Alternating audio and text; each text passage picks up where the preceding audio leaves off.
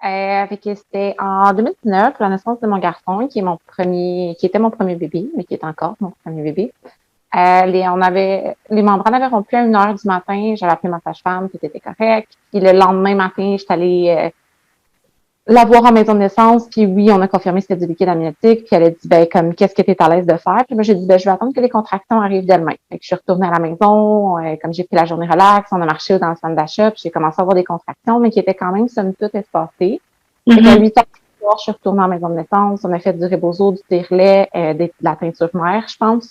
Bref, après toute cette patente-là, j'étais rendue avec des contractions 2 à 3 minutes régulières qui durent depuis genre une demi-heure de temps. Fait qu'on s'est dirigé vers la maison de naissance à ce moment-là parce que le bureau de la maison de naissance n'était pas à la même place. OK. Les sages-femmes avaient leur bureau à Terrebonne, mais qui accouchaient à Blainville parce que la maison de naissance de Repentigny n'était pas prête. C'est ça, oui. Fait que je spécifie aussi que c'était pas la maison de naissance Lac-Saint-Louis. Oui. C'est ça, hein? Toi, OK, fait que c'était la maison de naissance de... Ben là, c'était à la maison de naissance de Blainville, mais j'étais suivie par l'équipe de la Nodière. Fait que leur bureau était là, maintenant, la maison de naissance de Repentigny est construite, fait que les suivis et les accouchements sont à la même place, mais à l'époque, ils étaient à 2 endroits différents. OK. Et puis là, tu étais à combien de semaines, là, quand tout ça a commencé? Oh, à 39. OK. OK. Fait que t'achevais quand même, là. C'était pas comme soudain. Fait que là, les os ont crevé. Puis là, ça faisait combien de temps, là, que t'attendais avant que tout démarre? Ben, de 1 heure, puis on est allé à la maison de naissance à 8 heures le soir. Fait que ça faisait plus que 12 heures, dans le fond. Fait qu'en maison de naissance, tout allait bien. Ben, j'avais froid. J'arrivais pas à me réchauffer, mais je faisais pas de température. Je me sentais fiévreuse, mais je faisais pas de température. Puis quelque part, le lendemain, puis il était pas tout à fait le matin, là, il était peut-être 5 heures du matin. La sage-femme a trouvé que ça faisait une coupe de lecture de cœur de bébé qui était un peu comme anormale, qui était pas inquiétante, qui était pas stressée, mais elle a dit, j'aimerais mieux que tu sois monitorée un petit peu plus, qu'est-ce que tu es d'accord qu'on te transfère à l'hôpital. Puis la nouvelle m'a ni choquée ni dérangée. J'étais juste comme, OK, la prochaine étape, on y va, puis il n'y a pas de stress. On est sorti dehors, puis le soleil était en train de se lever. L'hôpital le plus proche était plein, l'autre le plus proche était aussi plein, fait que celui qui restait encore de la place, c'était à Joliette, qui était à 40 minutes d'auto. Fait qu'on a fait les 40 minutes d'auto. Le transfert de la maison de naissance à l'hôpital, c'était vraiment super bien passé. Par contre, dans l'auto, c'est là que j'ai mieux pris mes contractions, que j'étais mieux dans ma bulle, que j'étais vraiment rentrée dans ma zone, puis que... Parce que tout était progressé à ce point-ci, là. C'était pas une ride d'auto tranquille. Non, c'était plus une ride d'auto tranquille. OK, ouais. C'était 40 minutes de contraction assise. Oui, mais je l'ai bien pris. Ça a bien été. J'ai réussi à me concentrer, puis ça se passait vraiment super bien. Là. Dans l'auto, il n'y a rien à redire. Là. C'est rendu à l'hôpital que, genre, c'est là que le transfert n'a pas été le fun. Je trouve que la coupure entre la maison de naissance, qui était dans le noir, tranquille, avec notre musique, puis une petite lumière, puis genre juste mon chum puis moi collés en cuillère, là, dans le lit ou dans le bain, là. OK, il y a comme c'est rendu le jour parce que le soleil était levé. Il y a plein de madames que je connais pas qui me tapent ses nerfs. Ma mère était pas méchante, mais elle arrêtait pas de me dire respire. J'étais comme je respire, sinon je serais morte. Arrêtez de respirer, je respire, OK? Fait que, bref, il était pas méchante, mais il me tapait ses nerfs. Je les connaissais pas, il rentrait dans ma bulle. Il y avait des gros néons allumés, puis comme juste la transition de OK, là j'étais déstabilisée. OK, c'est pas tant le chemin de la maison de naissance à l'hôpital qui était difficile, c'est pas le choix de se rendre à l'hôpital qui était difficile, ça a été le choc de l'hôpital. OK. Que j'étais pas préparée puis que j'ai moins aimé. OK. OK. Puis quand tu te préparais à l'accouchement, est-ce que tu avais comme tu révisais d'un coup? Est-ce qu'il te parlait, disait peut-être qu'un transfert c'est possible? Est-ce que tu avais lu sur la possibilité?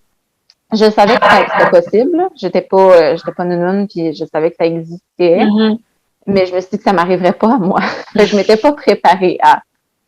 C'est ça. J'étais pas naïve, là, mais je m'étais dit que, genre, parce que je suis accompagnante à la naissance, puis je suis acupunctrice, puis je travaille comme 90% de ma clientèle, c'est des personnes enceintes. Okay. Comme j'étais très, très informée sur la grossesse, je me suis dit, je suis tellement informée, puis je suis tellement préparée que comme ça va me prévenir de toutes les patentes qui peuvent arriver, qui est plus ou moins vrai, là.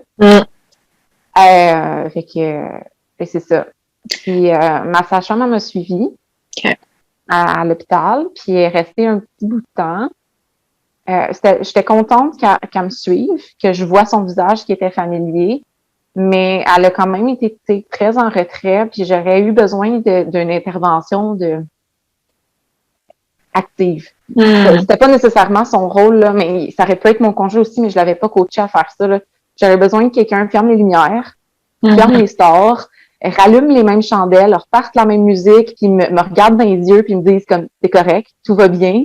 Puis faire une espèce de transition plus douce entre le milieu de la maison de naissance, qui était vraiment comme très, très calme et très tranquille, là, les grosses lumières, le gros néon, le gros va-et-vient du personnel. Et il aurait fallu que quelqu'un calme l'hôpital. Ouais. Puis ferme les lumières. Puis juste m'aide à me regrounder, puis me dire que comme ça va là, tout va bien, comme c'est correct. On prend un moment, il y a une transition qui est pas le fun, mais comme on va recréer un milieu qui est sécuritaire, qui est plaisant. C'est ça qui m'aurait manqué. OK. Puis ça, est-ce que tu en avais parlé à ta sage-femme que tu aurais aimé ce petit rôle-là de plus ou vous n'avez pas vraiment reparlé? Pas reparler par la suite. OK. Mais en même temps, avec le recul, c'était pas son travail. Je me suis dit aussi, comme je vais m'accompagner moi-même, là, je vais être ma propre douleur, mais comme pour le transfert, j'aurais aimé savoir quelqu'un d'autre. Que son travail, c'était juste de s'occuper de moi émotionnellement. Là. OK, ouais. Là. À la maison de naissance, ça s'était bien passé. Ça aurait sûrement été super agréable d'avoir une doula, puis je l'aurais pas regretté, mais j'en aurais eu besoin pour rendu à l'hôpital. OK. Mais j'en aurais eu besoin. C'est comme si tu avais deux plans qu'il t'aurait fallu, là, pour. Il aurait fallu que quelqu'un fasse la transition entre les deux. Ouais. Dans le fond. Puis pas juste que ça soit comme deux clashs aussi différents. J'étais arrivée à l'hôpital de nuit, puis que le staff de nuit était plus tranquille, puis qu'il faisait noir. Peut-être que ça aurait été pas si mal, mais comme on est sorti de la maison de naissance, puis le soleil était en train de se lever, fait que ça a donné que le timing de la journée était déjà en transition. Là. Mais tu sais, fermer les lumières, ça aurait pas été compliqué à l'hôpital, mais juste j'y ai pas pensé sur le coup, puis personne n'était coaché à faire ça non plus. Genre, OK, qu'est-ce qui arrive si on transfère à l'hôpital? Puis comment on recrée une maison de naissance à l'hôpital? Une fois que t'es excuse, vas-y. Ouais, c'est possible de faire une ambiance super le fun à l'hôpital. Là. Je le fais vraiment souvent pour mes patientes. Puis comme ça peut être vraiment cute, là, mais il faut que quelqu'un le set up. C'est ça. Fait que tu pouvais pas vraiment relaxer dans ton rôle que tu accouches. Tu as comme commencé à travailler en même temps. Mais non, mais j'ai pas travaillé, c'est ça. J'ai mes réflexes. J'aurais pu, si j'étais pas en train d'accoucher, je l'aurais fait le setup. Mais là, j'avais pas la tête à ça pantoute. Là. Je pouvais pas m'accompagner moi-même. Tu sais, les chandelles qu'on avait, quelqu'un aurait pu les rallumer, là. Je veux dire, on a tout traîné avec nous. Ça aurait pu être fait, mais c'est juste personne n'était prêt, puis personne n'avait été coaché pour ça, fait que c'est pas arrivé, là. J'en veux à personne non plus, là. On n'était pas préparé à ça, là. Mon équipe non plus. Puis ça a pris combien de temps avant que bébé arrive, une fois que tu es arrivée à l'hôpital? Fait qu'on est arrivé à 6h, 7h à l'hôpital, puis finalement, ça avait terminé en césarienne, puis bébé est né à 12h30. OK. Fait que bébé allait pas bien, là, à un certain point. Ben finalement, je faisais de la fièvre, c'est pour ça que j'étais gelée, puis que j'arrivais pas à me réchauffer. Fait que le liquide amniotique était trop infecté, fait que les contractions étaient pas efficaces, puis le bébé, il avait plus de fun, fait qu'on a fini en césarienne après. Fait que maintenant que tout est fait, puis le bébé est en santé, tout va bien, puis tu vois l'histoire, comment ça s'est passé, comment est-ce que tu vis un peu la série jusqu'à la fin, là? Le transfert, je me dis comme j'aurais pu être plus préparée définitivement, puis plus efficace, puis avoir une espèce de plan de OK, si il arrive le scénario qu'on transfère, voici qu'est-ce que moi je m'attends de vous autres, mon équipe, c'est-à-dire fermer les lumières, dire aux infirmières de se calmer, allumer les chandelles, partir la même musique. Genre refaire une maison de naissance à l'hôpital, ça m'aurait fait vraiment du bien. Puis il y a quelques moments il y a des moments dans césarienne aussi que j'ai trouvé difficiles, puis qui sont encore difficiles, puis que j'ai beaucoup progressé, mais ça a zéro rapport avec le transfert, là.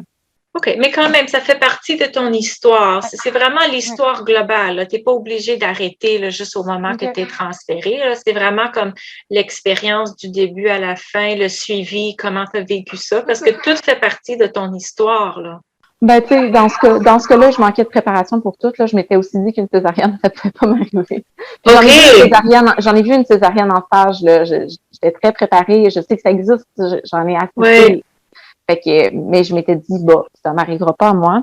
Fait qu'il m'aurait fallu un plan de naissance de césarienne, pour être bien honnête, parce que quand la décision a été prise, j'étais comme un chevreuil sur le bord de l'autoroute avec les headlights dessus. J'étais comme, oh, OK, qu'est-ce qu'on fait? Fait que je me suis mis à paniquer parce que je me suis dit, il y a plein d'affaires qu'il faut que je demande, mais je me souviendrai pas de toutes. OK. Fait que, comme, j'avais demandé, là, j'étais comme, OK, mon colostrum que j'ai tiré à la maison de naissance, il est où? Comme, trouvons-le, genre, tout de suite, ça pourrait. Puis, comme je voulais faire du vaginal seeding, j'ai demandé à l'infirmière, puis elle me regardait avec des yeux vitreux, puis j'étais comme, OK, ça arrivera pas, on a dit ça. Fait que j'ai donné un peu de colostrum à mon chum pour si jamais c'était plus long en salle de réveil, ben qu'il lui puisse donner du lait à bébé direct, pas besoin de donner de la formule ou de m'attendre. Il y en a pas eu besoin finalement, mais j'étais contente du au cas où. Mm-hmm. J'ai jamais pensé demander pour le cordon, mais si j'avais écrit sur un plan, tu sais, ça m'aurait ôté la partie de OK, il faut que je me souvienne de tout dans un moment de panique, là. J'aurais pu juste donner une feuille à quelqu'un puis dire comme voici ce que je veux pour la césarienne, là. Faites ce que vous pouvez pour que ça l'arrive. Si ça arrive pas, c'est pas grave, mais au moins, tu sais, j'aurais pu le demander, là. J'ai pas pensé à demander du pot à pot après la chirurgie non plus. Fait qu'il y a plein d'affaires qu'après coup, je me suis dit, c'est vrai, il fallait que je demande ça, hein. Fait que si j'avais eu quelque chose, j'aurais, de un, me préparer mentalement plus à la possibilité d'une césarienne, puis de deux, de l'avoir sur écrit. Pour pas que ça dépende tout de ma tête, parce que à ce moment-là, ma tête ne collaborait plus. Non, ben c'était rush, là. C'était 2 heures avant qu'ils ont pris la décision, puis que tu arrives, puis bébé arrive aussi, là. Ils ont quand même, tu sais, à l'hôpital, le médecin était vraiment, vraiment sweet, puis tu sais, mes options, il m'en parlait vraiment beaucoup. Il était comme, le moniteur sur la tête de bébé, est-ce que tu le veux pas? Voici pourquoi moi je le prendrais, tu sais, voici ce que tu peux faire. D'après moi, tu en as encore pour 15 heures. C'est comme, en sachant ça, est-ce que tu veux l'épidurale ou tu veux pas l'épidurale? Comme le cœur de bébé commence à plus avoir tant de fun, je peux te donner du pitocin pour l'accélérer, mais il y a des chances qu'il aime encore moins ça. Puis il m'avait laissé le temps de discuter après ça avec mon chum puis ma sage-femme. J'ai rien à dire pour le staff, là, à part les infirmières qui me disaient de respirer, mais c'est pas de leur faute. C'est juste leur travail, là. Fait que comme le moment que, je suis pas partie en code rouge, là, sur une civière. Puis, genre, c'était chill, puis j'avais eu quand même un 10 minutes à partir du moment qu'ils ont dit que je m'en allais en césarienne, puis le moment où est-ce que actually je me faisais diriger vers la salle d'opération pour me reprendre mes esprits, mais dans ce 10 minutes-là, j'ai quand même oublié une couple d'affaires. Il y a une infirmière qui a pris des photos en salle d'op, j'aurais jamais pensé le demander, mais elle l'a fait spontanément, puis je la remercie jusqu'à la fin de mes jours, là. C'est vraiment, vraiment gentil. C'est le genre d'affaires que j'aurais écrit sur mon plan de naissance de césarienne. Là, ça a donné qu'il y a quelqu'un dans le staff qui y a pensé. Une maudite chance, parce que sinon, genre... T'aurais rien eu. J'aurais jamais pensé. Je l'aurais pas demandé. Puis là, maintenant que tu te prépares avec bébé 2 qui s'en vient, qu'est-ce que tu fais de différemment pour te préparer pour cet accouchement-là? Là, j'ai une accompagnante à naissance. J'ai pas eu, genre, la prétention de me dire que je m'accompagnerais moi-même. Là, j'ai compris de mes erreurs. Pas grave, là, ça c'est bien. Somme toute, mais c'est ça, le petit bout. Je me suis dit, OK, finalement, ça avait quand même son utilité. Puis définitivement, plus préparé. Là, j'avais pas écrit de plan de naissance non plus pour un transfert à l'hôpital. Je pense pas que c'est tant nécessaire avec les sages-femmes parce qu'ils me connaissent tellement, puis on se jase tellement qu'ils connaissent mon plan de naissance. Là. Mais de pouvoir le donner dans les mains d'un staff qui me connaît pas, qui m'a jamais vu, puis que j'arrive comme un cheveu sur la soupe, là, on the fly, là, ça vaudra la peine. Puis je suis plus préparée pour une césarienne aussi. Là. En fait, j'ai comme entre-temps, j'ai écrit un plan de naissance pour césarienne. Moi, j'ai fait cette erreur-là de pas l'avoir écrite. Fait que maintenant, comme à toutes mes patientes, je prépare-le, t'en auras probablement pas besoin.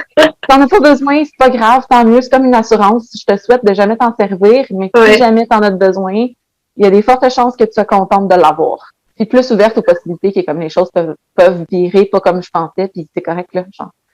Mon infection du liquide amniotique, c'était une bad luck, là. C'était pas un manque de préparation, c'était pas parce que j'avais pas fait ma job, c'était pas parce que j'étais pas assez renseignée, c'est arrivé. Puis là, tu t'enlignes un accouchement à la maison de naissance si tu peux, si c'est tout possible. OK, parfait. Puis comment est-ce que tu te prépares maintenant pour c'est un AVAC, un accouchement vaginal après césarienne? Fait qu'est-ce que ta sage-femme t'en a parlé? Est-ce qu'il faut que tu te prépares différemment? Pour l'AVAC, c'est sûr qu'elle m'a demandé s'il me restait des traumas de naissance, qu'est-ce que je voulais pas, qu'est-ce qui me ferait de la peine, quel scénario ça me dérangerait moins, puis lesquels seraient plus, genre, viendraient me rechercher. Mais somme toute, Mais en même temps, tu sais, là, j'étais à 30 semaines, fait qu'on commence à jaser d'accouchement. Fait qu'est-ce que tu recommanderais aux futures mamans, soit leur premier accouchement ou ça fait déjà d'autres accouchements qui se préparent pour la maison de naissance? Quels conseils tu leur donnerais pour qu'ils se sentent mieux préparés dans tout cet événement-là? Parce qu'on voit vraiment avec toi, tu avais l'expérience, tu savais dans quoi tu t'embarquais, puis même à ça, ton cheminement a été complètement hors de ce que tu pensais. Fait qu'est-ce que tu leur dirais à ces mamans-là? De un, se dire que comme ça se peut qu'il y ait un transfert puis que c'est correct, là, juste de se préparer à l'éventualité qui est comme ça fait partie du monde des possibles, là, puis de préparer un kit maison de naissance à l'hôpital. C'est genre, c'est pas grand-chose, là. Des fairy lights, je trouve ça super le fun, ça coûte pas cher non plus, ça décore bien une maison de naissance en même temps, là. Mais des lumières sur fil, comme ou un petit kit de chandelles électriques qui comme bref, c'est s'assurer qu'il y a une espèce d'amener le plus de maisons de naissance possible à l'hôpital juste pour que leur système nerveux se dise OK, correct. Puis aussi, ça semblait que tu disais aussi de juste pas hésiter de prendre contrôle de la chambre, tu sais, de pas parce que tu arrives là que tu peux rien faire, plus toucher, que c'est quand même ta pièce, puis de faire même quelques petits changements, là, c'est pas gros de ce que tu dis, pour pouvoir te remettre dans ta bulle, là. Puis aussi pour avoir un accouchement que tu veux, tu sais, ton histoire va toujours te rester. Tu sais, si quelqu'un a des cartes d'affirmation de naissance qui est collée sur le mur dans la maison de naissance, ils peuvent se coller aussi bien sur un mur d'hôpital, là, ça change rien, là, un mur, c'est un mur, là. Donc, de trouver une façon de rendre l'environnement plus beau, là. Puis, c'est ça. Puis, on peut rendre une chambre d'hôpital vraiment cute. Ça se fait. Ça sera peut-être jamais aussi omis qu'une chambre de maison de naissance, mais ça peut presque. Super. Ben, on te souhaite un bel accouchement de bébé 2. Que tu aies l'accouchement de tes rêves, mais aussi sachant que peut-être que ça va prendre un autre parcours, mais on te le souhaite là, pour que tu aies une autre histoire. La prochaine fois qu'on fait des soirées témoignages, tu pourras nous apporter ta prochaine histoire. Témoignage d'avant comme naissance, je suis down. Ben, merci beaucoup, Rebecca. J'apprécie vraiment ton temps. Ça fait plaisir.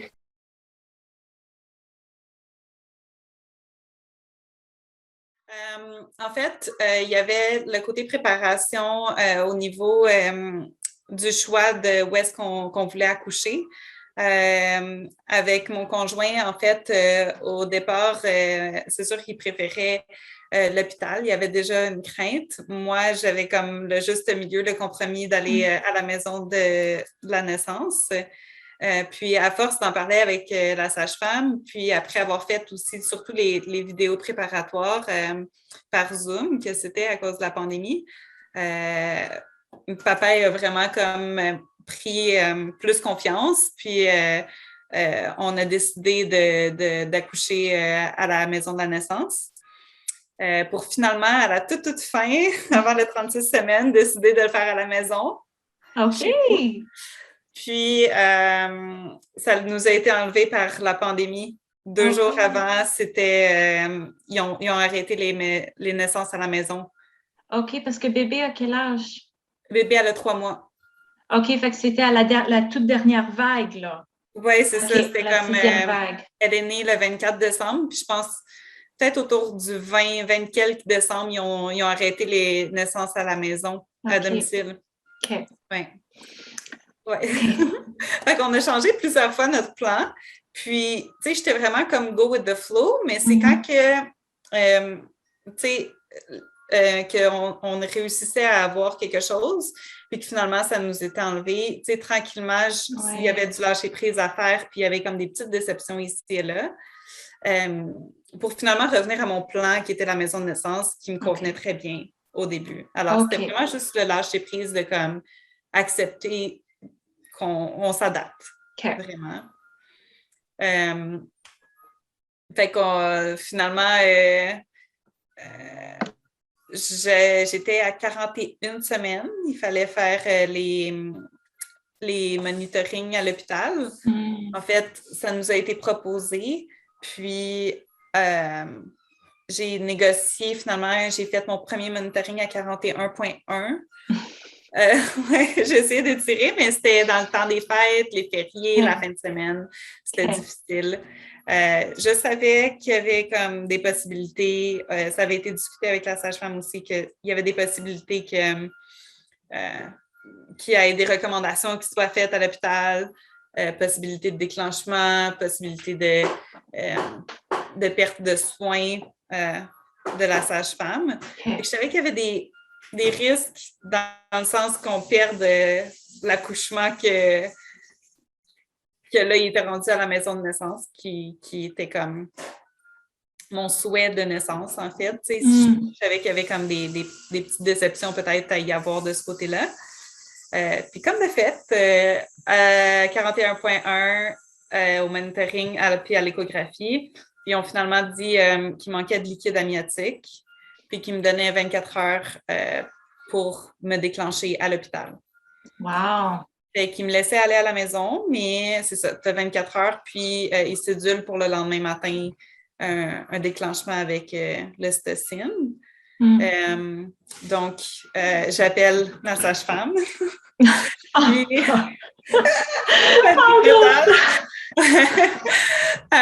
papa qui était la roche, puis qui essayait de garder le calme. Puis en plus, à ce point-là, tu es juste fatiguée.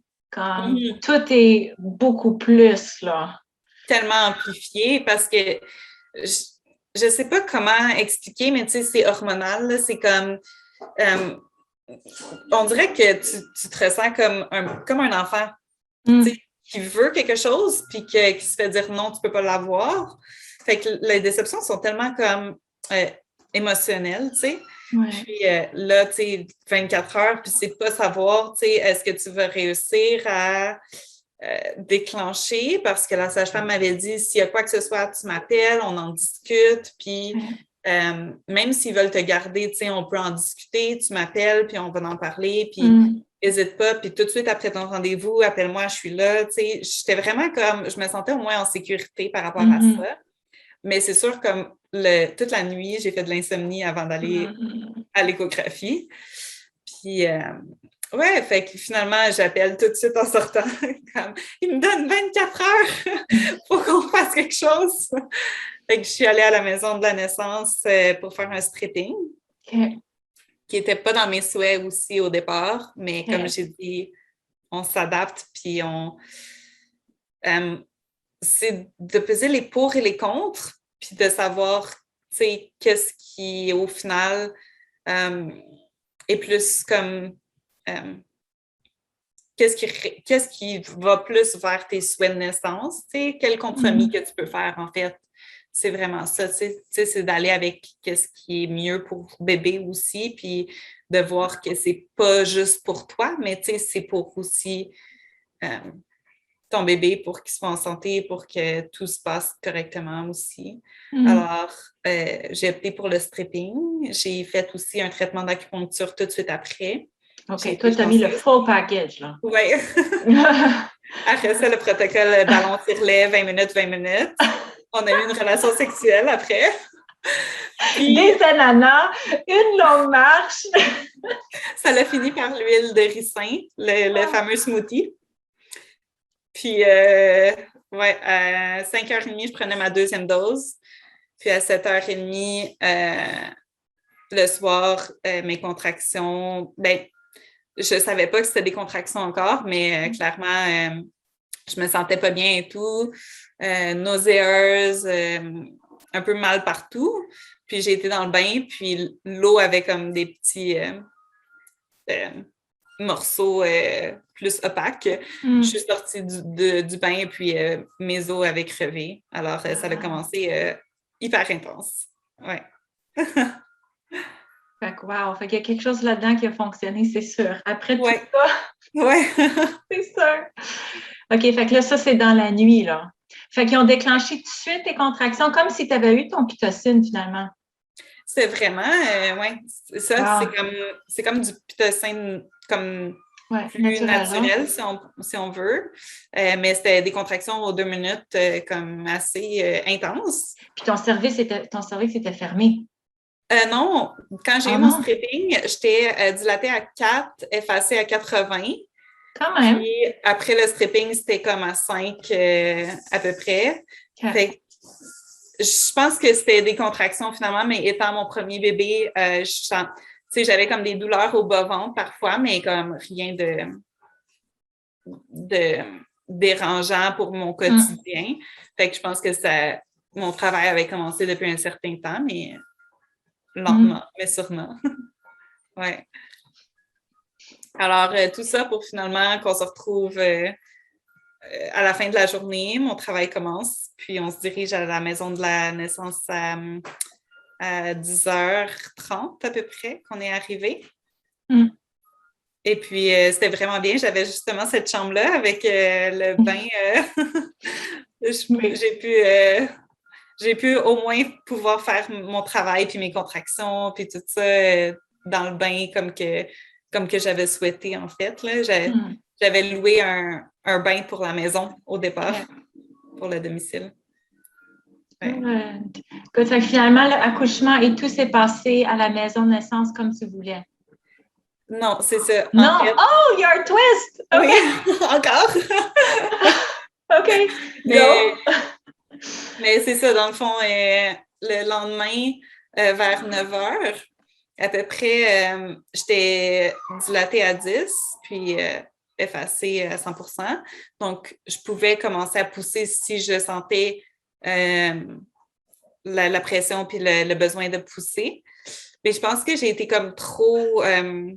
j'étais tellement comme, je veux mon bébé, puis la fatigue de toute la journée, puis comme, tu sais, j'avais hâte, là, puis j'étais vraiment comme, OK, go, on pousse. Mais, tu sais, il y a comme une période, le nom m'échappe, là, mais comme une période parfois qu'ils disent comme pour se reposer avant la poussée. Mais j'ai pas respecté mon corps à ce sens-là, de faire comme une pause puis d'attendre peut-être de vraiment sentir le besoin de pousser, tu sais. Fait que j'ai poussé comme aux contractions que je ressentais plus. Puis finalement, c'était comme un 5-6 heures de poussée au total. Wow. Pour comme entrecouper, en fait, parce que j'ai été prendre des marches, j'ai été faire l'elliptique dans la salle de cuisine.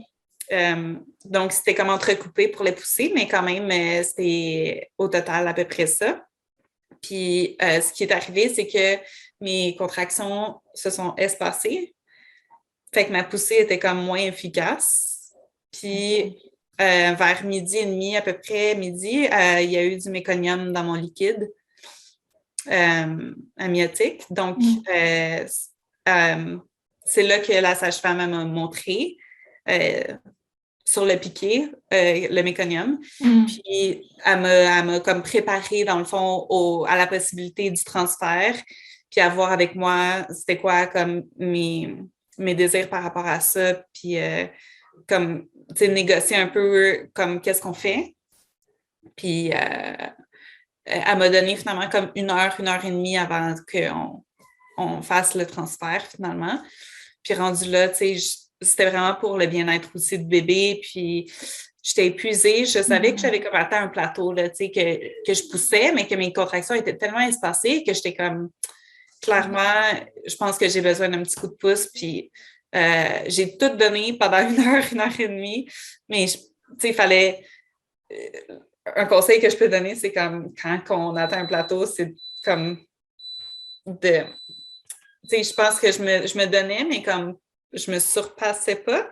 Tu sais, il aurait fallu que je triple mes efforts, presque. Puis à l'hôpital, c'est pas mal ça qui est arrivé finalement. C'était plus comme le push que j'avais besoin. Peut-être aussi l'ambulance qui a aidé aussi à faire descendre un peu bébé avec les vibrations puis tout ça. Parce que quand on est arrivé à l'hôpital, le bébé était comme bien bas. Puis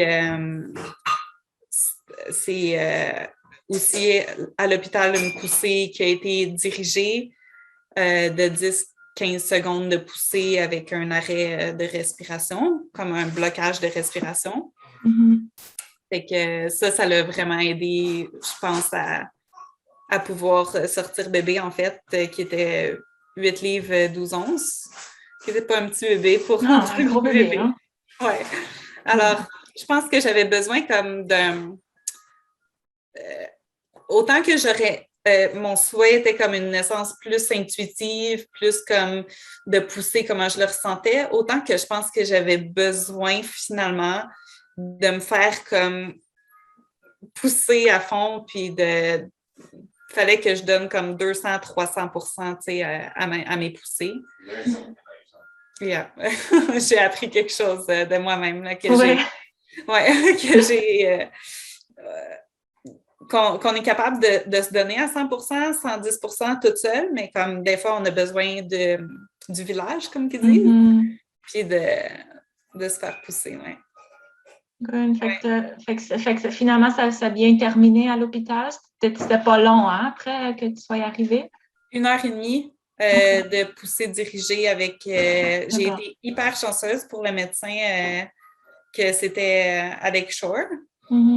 Puis il est resté avec nous tout le long. Il était quand même, il a été patient, à mon avis. Il a vraiment... oui, c'est ça. Il n'a pas voulu imposer comme tout de suite, malgré le gros délai puis le long travail, la longue poussée.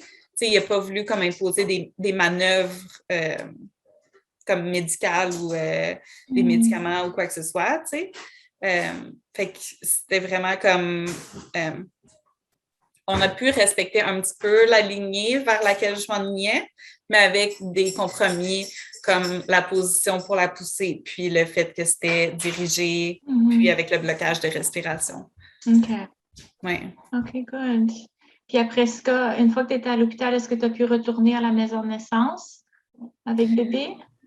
Non, ça, je pense que c'était peut-être à cause de la COVID. Je ne suis pas certaine. Ah, ça se peut très bien. Je sais que j'aurais pu quitter en signant comme une décharge après 3 heures ou plus. Je pense que tu peux quitter si tout va bien. Mais finalement, c'est ça. Bébé avait un score de 6,9 Apgar. Fait que c'était comme... ils ont donné quelques soins, mais finalement, ces signes vitaux allaient très bien. Ça s'est amélioré rapidement toute seule. Donc, on aurait pu quitter, mais je pense que j'étais tellement épuisée, puis j'étais tellement comme... J'ai pris l'aide qu'on m'offrait finalement, puis je suis restée 24 heures. Ils suggèrent 36, mais après 24 heures, ils ont accepté. On a négocié encore une fois, là, tu sais, c'est de tout le temps comme voir le pour et le contre, puis voir comme si on reste, qu'est-ce que vous allez m'offrir de plus? Qu'est-ce que moi j'ai besoin aussi? Est-ce que je vais me sentir mieux à la maison ou à l'hôpital? Mais la sage-femme a pu rester, en fait. On pensait que non. Pour la COVID, elle ne pensait pas pouvoir rester pour la pousser à l'hôpital. Puis elle a pu rester, elle a poussé pour pouvoir rester dans la chambre avec nous. C'est sûr qu'elle n'a pas la prise en charge, elle n'a plus les soins. Donc, ce n'est pas elle qui fait les choses, mais quand j'avais des questions, comme par exemple quand ils ont voulu me mettre un cathéter pour l'urine, je l'ai regardé puis j'étais comme, est-ce que c'est vraiment nécessaire? Puis, tu sais, elle a comme agi un petit peu comme une doula, je dirais, rendue là, tu sais, comme support moral puis comme référence pour comme ça, c'est pas ce que je veux. Est-ce que j'ai le droit de dire non? Est-ce que, tu sais, est-ce que tu peux m'aider à dire ma façon de penser puis comme mes souhaits, en fait, tu sais? Ouais, fait que je suis vraiment grateful pour ça, tu sais, qu'elle ait pu rester, puis ça a été comme une autre personne qui a été comme un support. De plus. Puis avec du recul, surtout toi en étant ton premier bébé, tu savais vraiment pas dans quoi tu t'embarquais.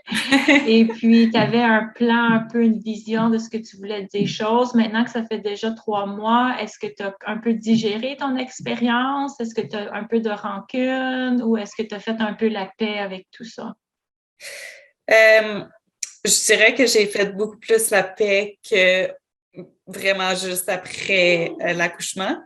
Ben, c'est sûr qu'il reste des petites déceptions, mais pense qu'en tout et pour tout, ça s'est bien déroulé, tu sais. Ça s'est fait comme de façon graduelle dans le sens que, tu sais, oui, c'était pas mes souhaits de naissance, fait qu'il y a comme une déception puis un deuil, on va se le dire par rapport à ça. Puis ça me rend encore émotive. Mais ça s'est fait graduellement, tu sais. Ça s'est fait comme, il arrive ça, qu'est-ce qu'on fait? OK, on se parle, OK. Tu sais, j'ai vraiment été chanceuse au niveau de mon suivi, là. Puis, au niveau du village que j'avais avec moi pour m'épauler dans tout ça, tu sais, dans les compromis que je devais faire, puis dans les choix que je devais faire. Fait que je trouve que c'est vraiment important de s'arrêter, puis de se donner le temps de réflexion, puis de voir qu'est-ce qu'on veut, puis qu'est-ce qu'on veut pas, puis où est-ce qu'on accepte de faire comme, OK, ça, je le laisse aller, puis j'accepte comme une nouvelle solution ou une nouvelle avenue. Ouais. Je pense que c'est vraiment comme d'apprivoiser comme l'inconnu puis de lâcher prise. Ouais. Puis si j'avais comme quelque chose que je me dis que j'aurais aimé comme peut-être faire avoir plus de connaissances au niveau de la poussée, de comment ça se passe, puis de comme tout le processus physiologique aussi à ce niveau-là. Puis, ouais, de plus comme avoir de connaissances moins comme au niveau de la gestion de la douleur, les contractions, tout ça, mais avoir beaucoup plus de knowledge par rapport à juste le bout de la poussée, là, que finalement, je me rends compte que c'était comme moins dans les cours prénataux, ça avait peut-être moins été abordé. Puis aussi, c'est ça la phase où est-ce que pour un prochain accouchement, par exemple, de me laisser le temps, tu sais, même si on est dilaté puis qu'on peut pousser, mais d'accepter que oui, on a hâte d'avoir notre bébé, mais que c'est peut-être pas, tu sais, selon mon corps, ben, je pense que tu sais, à revoir puis à faire une rétro-inspection, comme mon corps, je pense qu'il était juste pas prêt à pousser, puis j'aurais dû comme attendre un peu plus pour vraiment, tu sais, être à l'écoute de ce qui se passe, puis de vraiment y aller selon l'envie de bébé, tu sais. Ouais, la poussée, c'est weird. Moi aussi, la première fois, ça a pris comme 3 heures. Tu sais juste pas comment pousser. C'est pas... C'est comme une autre approche complètement. Là. Puis même si tu le sais, en fait, on dirait, tu sais, c'est vrai, là, t'oublies tout quand tu es dans le moment, là. Fait que tu as besoin du village pour te rappeler toutes les choses ou pour t'aider ou pour te diriger vers... ouais. Puis autre, ce que tu viens de détailler, est-ce qu'il y a d'autres suggestions que tu donnerais à des futures mamans qui approcheraient leur accouchement, disons, comme si c'est comme toi, c'est leur premier bébé, pour les aider à travers ça? Moi, ce qui m'a beaucoup aidée, je pense, c'est aussi la physio périnéale, d'avoir fait des étirements et tout ça. Puis, justement, au dernier rendez-vous, on avait abordé un petit peu le terme de la poussée. Puis, on avait pratiqué ensemble, ce qui était correct, mais j'en avais pas parlé à mon conjoint ou j'avais pas détaillé la chose. Fait que rendu à l'accouchement, je pense que moi, j'ai oublié. Puis, d'avoir quelqu'un qui avait la connaissance, ça m'aurait aidé à me rappeler. Ouais. Sinon, autre chose que je peux penser, c'est que j'ai utilisé en fait l'hypnose pour la naissance. Puis, ça l'a du bon, puis ça l'a du moins bon. Pour moi, dans le fond, le bon a été que ça m'a aidé à me calmer puis à être plus comme capable de gérer mes sensations. Puis, d'être vraiment comme centrée par rapport à qu'est-ce que je ressentais. Mais il y a aussi comme le mental qu'il faut... c'est ça, oui, je le ressens, mais il faut que je m'écoute de ce que je ressens.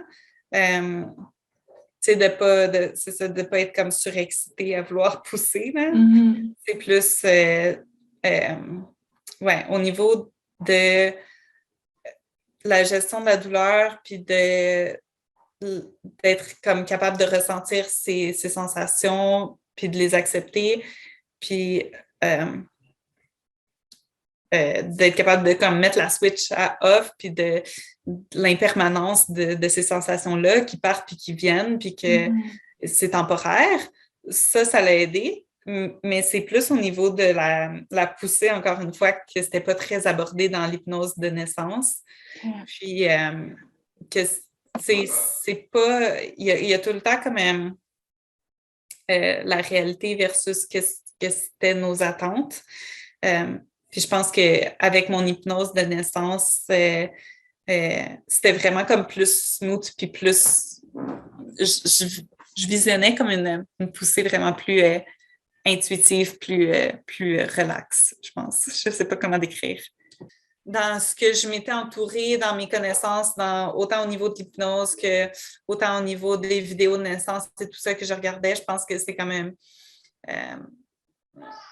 un différent type de poussée que j'ai dû faire pour mettre mon bébé au monde. Okay. Fait que c'était plus à ce niveau-là, tu sais, ma perception de comme qu'est-ce que ça allait être versus, tu sais, j'ai une poussée, tu sais, c'est ça, la respiration bloquée, poussée dirigée, un peu comme qu'est-ce qui était caricaturé dans les films puis les vidéos de naissance que je voyais, tu sais, pour le souhait versus le plan de naissance aussi, là. Comme que c'est deux mondes, en fait, là, c'est vraiment des souhaits de naissance et non, on ne peut pas planifier, en fait. Faut vraiment comme suivre. Tu sais, il y a une chose à laquelle je viens de penser aussi, tu sais, c'était justement quand j'ai dit que ma sage-femme a fait comme office de doula, j'avais fait affaire aussi avec une doula pour la préparation, puis qui était censée aussi être présente à l'accouchement, mais qu'elle n'a pas pu, encore une fois, à cause de la COVID.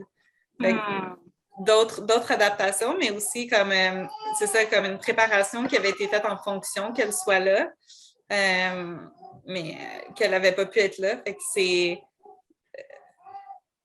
je recommande quand même les gens d'avoir une doula, puis une doula avec qui ils sentent vraiment comme une très belle connexion et tout ça. Puis autant avec la sage-femme ou avec leurs professionnels, même s'ils ont besoin d'être transférés pendant la grossesse, tu sais, j'ai vraiment connecté, puis j'ai vraiment comme, je me suis sentie en sécurité, en confiance, puis je me suis sentie écoutée l'accouchement, puis le travail. Tu sais, d'être vraiment entourée avec des gens que tu connectes, puis que, tu sais, que ça fit. Ben, merci, Stéphanie. De rien. Merci de tout nous raconter, puis je te souhaite futur bébé ou whatever, que tu puisses vivre toute l'expérience que tu as souhaitée, là. Merci.